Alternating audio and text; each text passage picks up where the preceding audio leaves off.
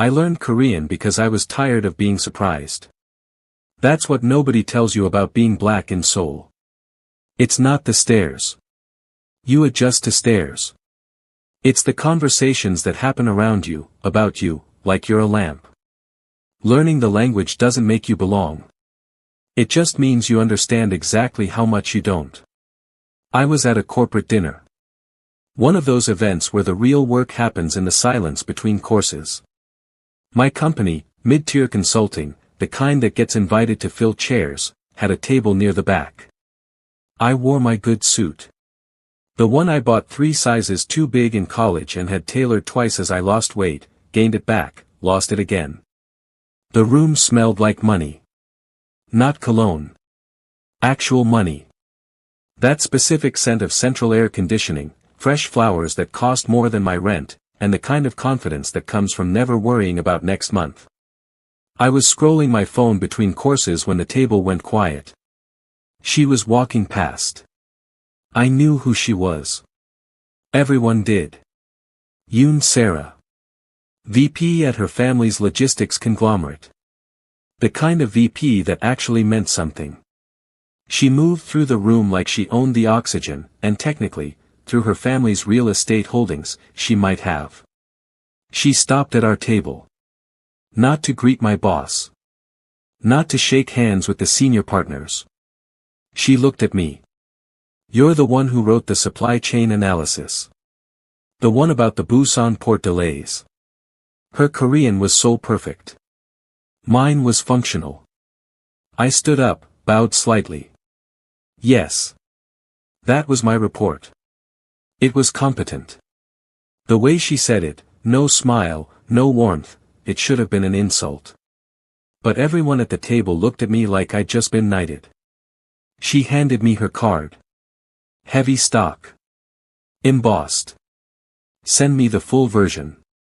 Not the client-facing summary. The actual analysis. Then she walked away. My boss didn't speak to me for the rest of the dinner. The senior partner asked if I knew her from before. I didn't. But I understood the question beneath the question, how does someone like you get noticed by someone like her? I sent the report that night. Full version.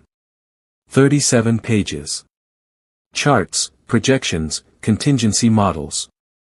The kind of work I did because I had to be twice as thorough to be considered half as competent.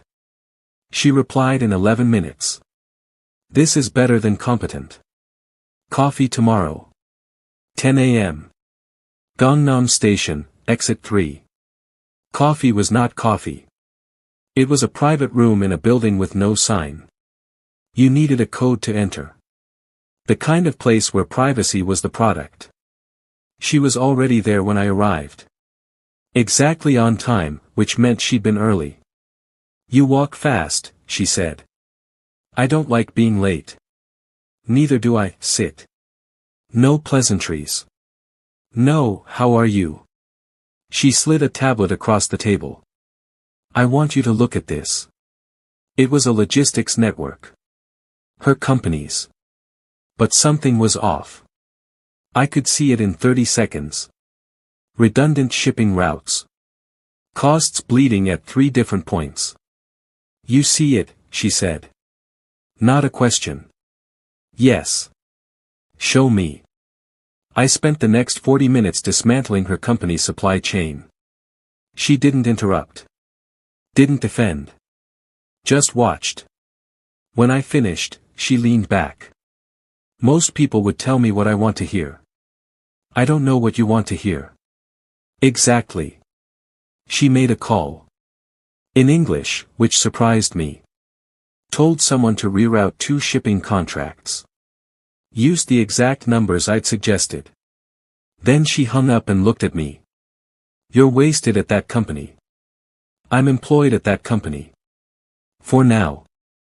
She slid another card across the table. Different from the first.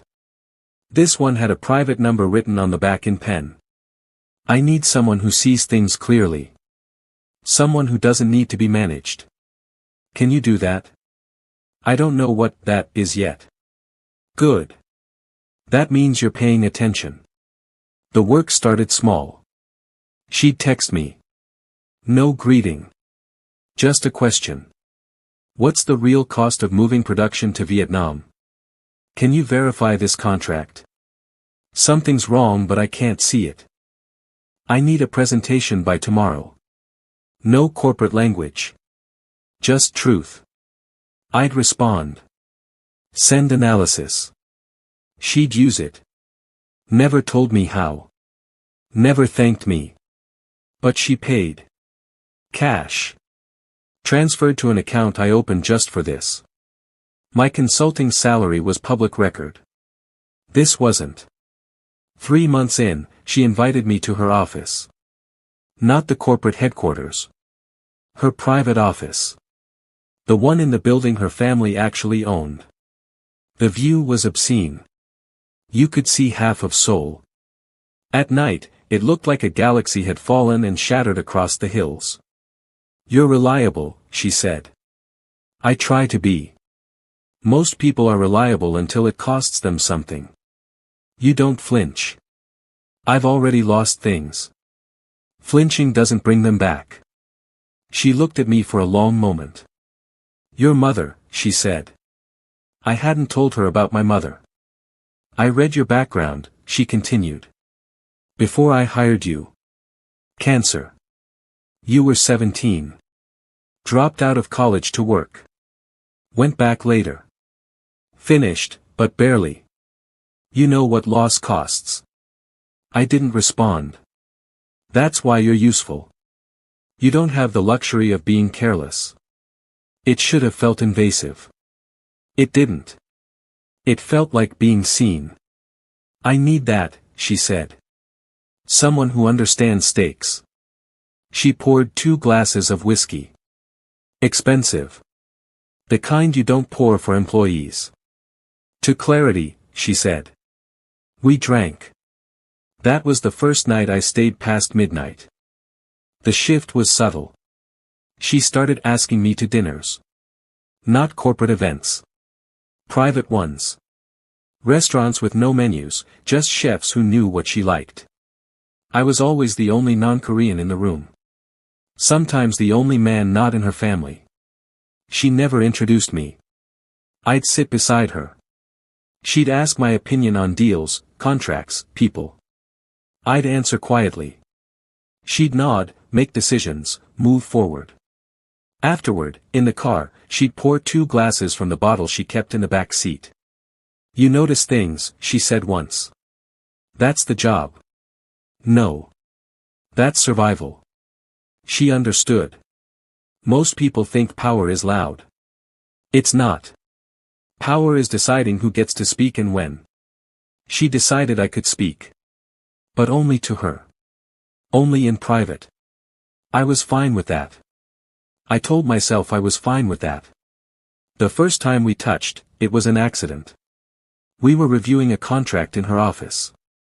Late. Past 11. Her hand brushed mine reaching for the same document.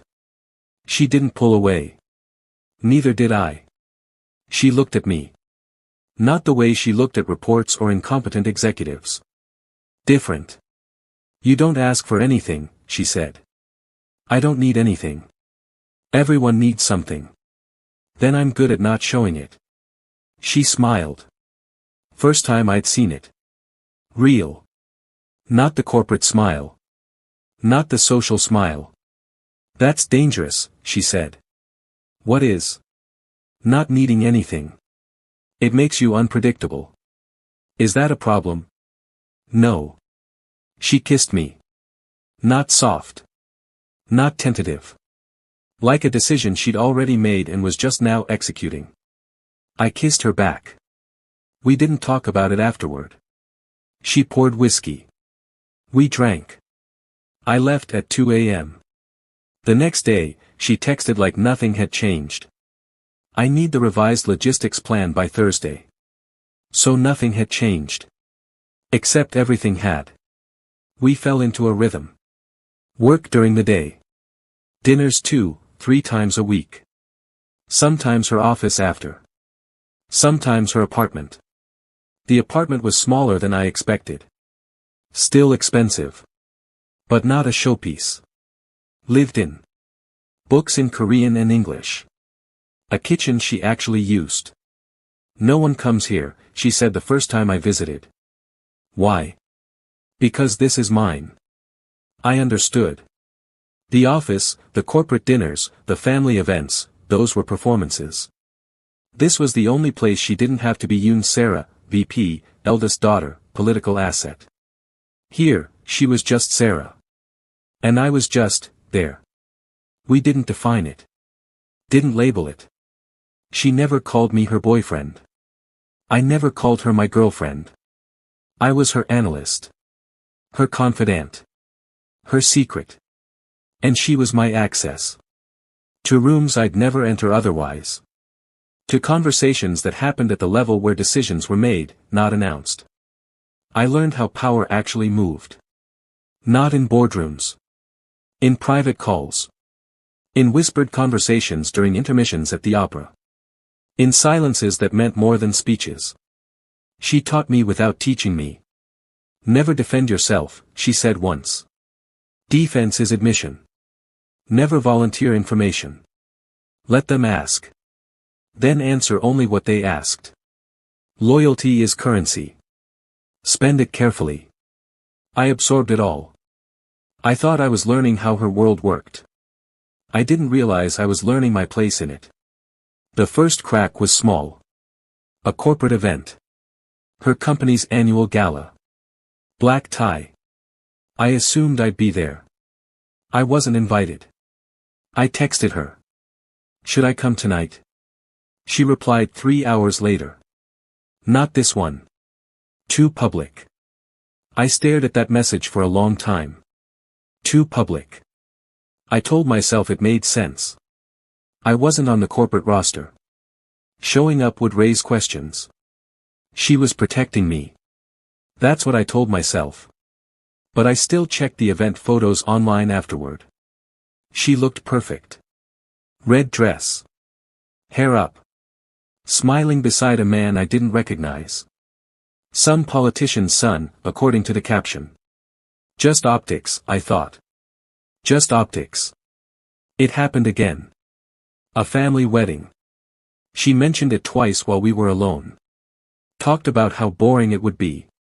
How much she dreaded it. You should come, she said. It would make it tolerable. But when I asked for details, date, location, time, she went quiet. Actually, she said. It might be complicated. Complicated how? My family. They're traditional. I know. No. You don't. She didn't elaborate. I didn't push. But I noticed. The pattern became clear. Private, I existed.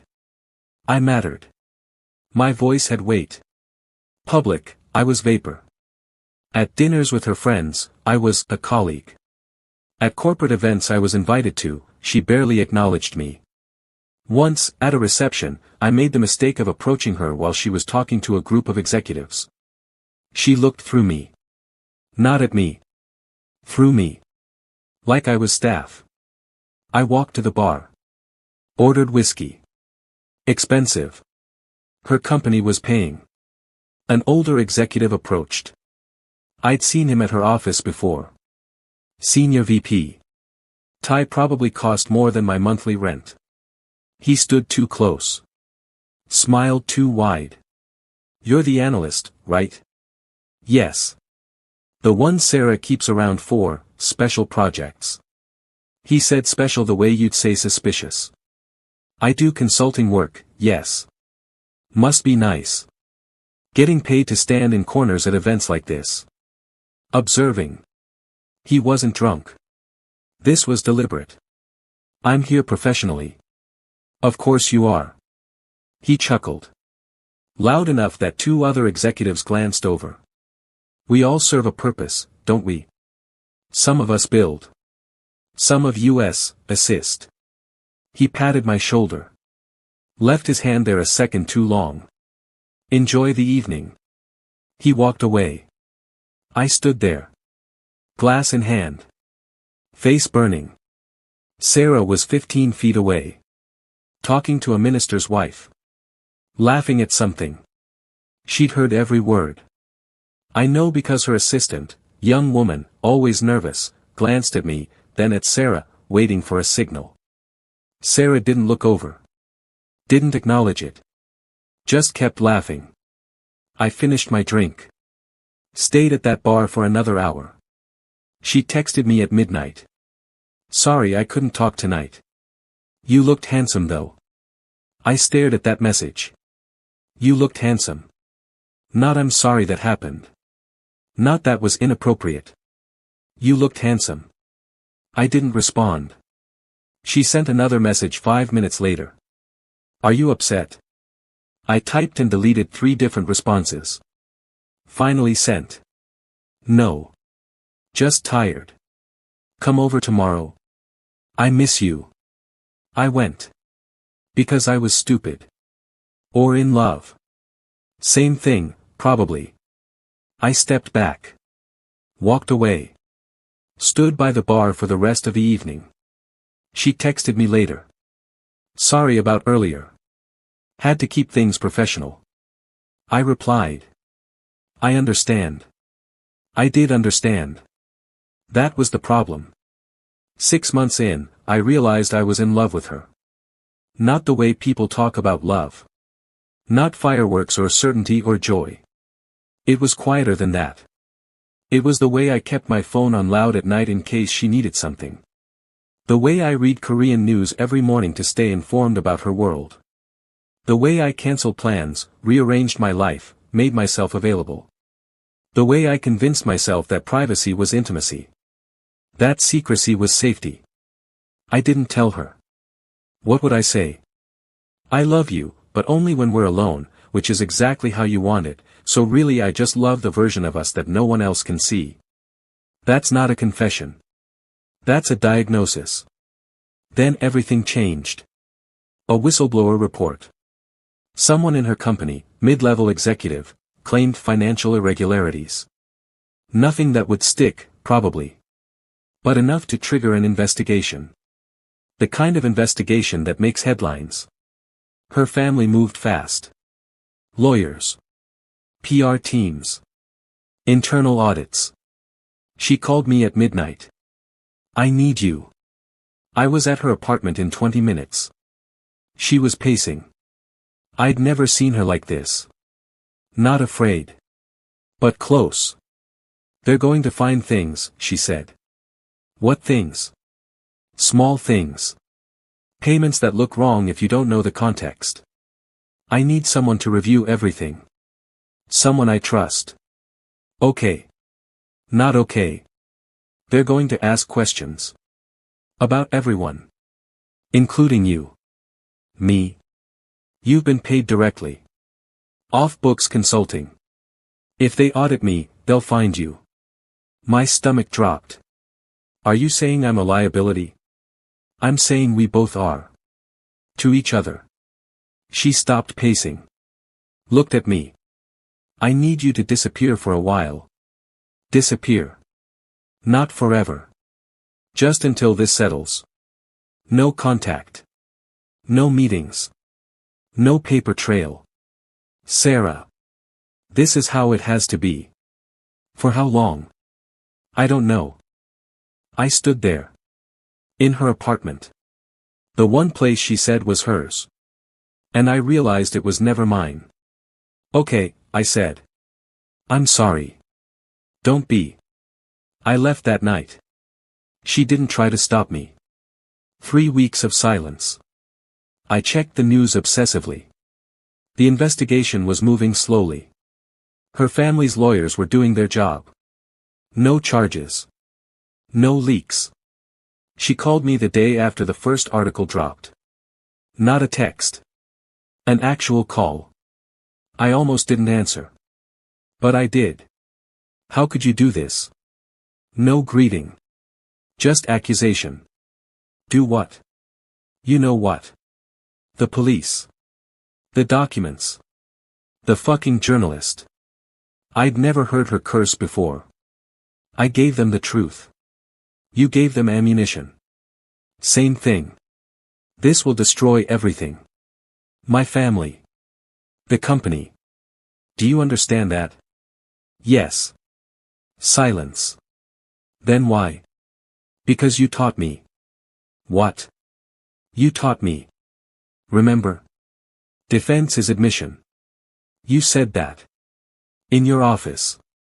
After the third whiskey. More silence. You also said, power protects itself and loyalty is currency. I listened, Sarah. To everything you said. I took notes. Mental ones. So this is revenge. No. This is survival. You taught me the difference.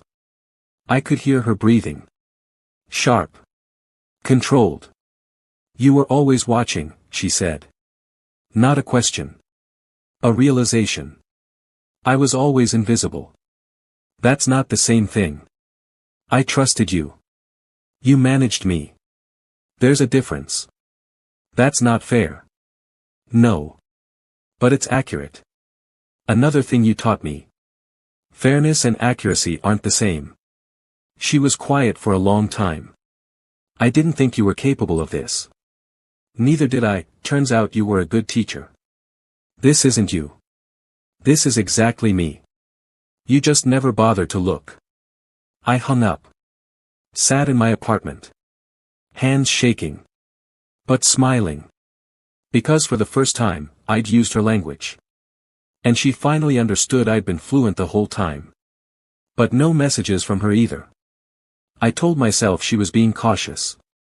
I told myself this was strategy. I told myself a lot of things. Then I saw the article.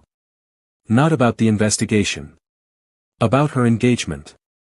Yoon Sarah, VP of Yunhua Logistics, to wed prominent attorney Park Ji-hoon. Families announce union of two of Korea's most influential business dynasties. There was a photo. Her. Smiling. His arm around her waist. The article was dated 2 days ago.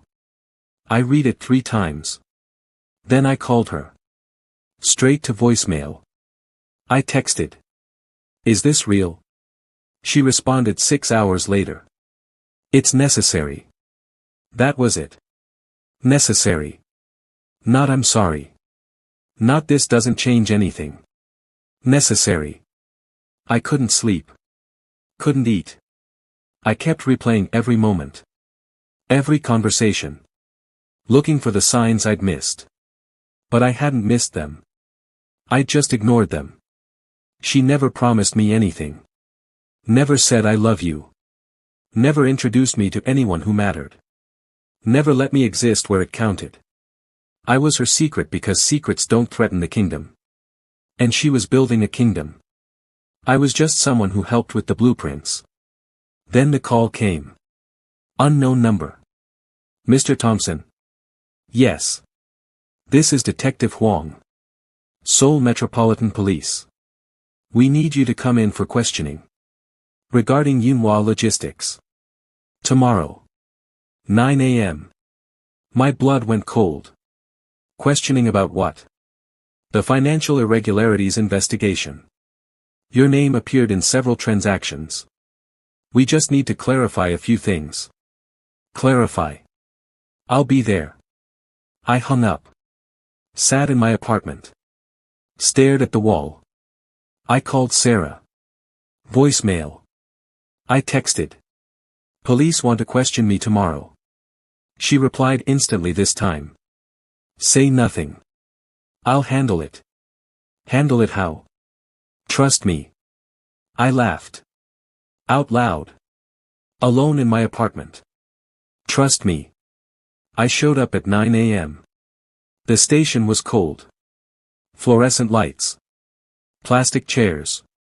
The smell of instant coffee and institutional disinfect. Detective Huang was professional. Mid-40s. Tired eyes. Thank you for coming. This shouldn't take long. He asked about my consulting work. The payments. Who authorized them? What I did. I answered truthfully. And your relationship with Ms. Yoon? Professional. Just professional. Yes. He didn't believe me. I could see it. But he couldn't prove otherwise. We're reviewing all external payments made during the period in question. Your payments were irregular. No contract. No invoice trail. I was brought in for specialized analysis. I can provide samples of my work. That won't be necessary. For now.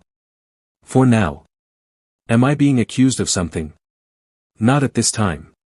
But we may need to speak with you again. Am I free to go? Yes. But don't leave Seoul. I left. Walked out into the gray morning. My phone buzzed. Sarah. How did it go? They're investigating the payments you made to me. I know. It'll be fine. Will it? Trust me. There was that phrase again. The news broke that evening. Police identify foreign consultant in Yinhua logistics investigation. Questions raised about off-books payments and potential money laundering. My name wasn't in the article. But my description was. Foreign national. Male. Consulting background. In Seoul, that meant one thing. Me. My phone exploded. Colleagues. Acquaintances. People I barely knew. Is this you? Are you okay? What did you do? I didn't respond. I called Sarah. Voicemail. I texted. They're running stories. This is destroying me. She replied an hour later. It's just noise. It'll pass. Sarah, I need help. A lawyer. A statement. Something.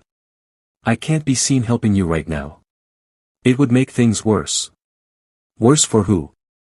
She didn't respond. The next day, I was fired. HR called. Professional. Apologetic. Due to the ongoing investigation and the media attention, we think it's best if you take a leave of absence. Effective immediately. A leave of absence. Indefinite. So I'm fired. We're protecting the company's reputation. I hung up. Sat in my apartment. The walls felt closer. I'd lost my job. My reputation. My safety. And the woman I loved, if you could call it love, was getting married. To someone whose name opened doors instead of closing them. I thought about calling her again. Begging. Asking her to make a statement. To tell the truth. To protect me the way I'd protected her secrets. But I knew. Deep in my bones, I knew. She wouldn't. Because protecting me would cost her. And I had always cost more than I was worth. The final blow came 3 days later. Another article. Yinhua Logistics clears internal audit. All irregularities attributed to unauthorized external consultant. Company cooperating fully with police investigation. Unauthorized. They were pinning everything on me. My phone rang. Detective Huang. Mr. Thompson. We need you to come in again. New information has come to light. What information? We'll discuss it here. I knew what this was. I was the sacrifice. The foreign consultant with no connections, no protection, no family name. The perfect target. I sat in my apartment. Looked at my phone. At Sarah's name in my contacts. I called one more time. It rang. And rang. Then someone picked up. Not her. A man's voice. Yes. I need to speak to Sarah. Who is this? Just, tell her it's important. Silence. Then her voice. Distant. In the background. Tell him I'm not available. The man came back on the line. She's not available. He hung up. I sat there. Phone in my hand. And I understood. She loved me in private. And destroyed me in public. Because in her world, that's what love looked like. Private enough to feel real. Public enough to be deniable. I was never her partner. I was her secret. And secrets don't get protection. They get buried. I stared at the wall of my apartment until the light outside changed from gray to dark. Then I stood up. Opened my laptop. And started organizing files. Every report I'd ever written for her. Every analysis. Every private conversation I'd documented. Every single piece of evidence that showed I wasn't unauthorized. I was invited. I was used. And then I was erased. The police wanted clarity. I'd give them clarity. But not the kind they expected. Not the kind she expected. Because I'd learned something in those months in her world. Power protects itself.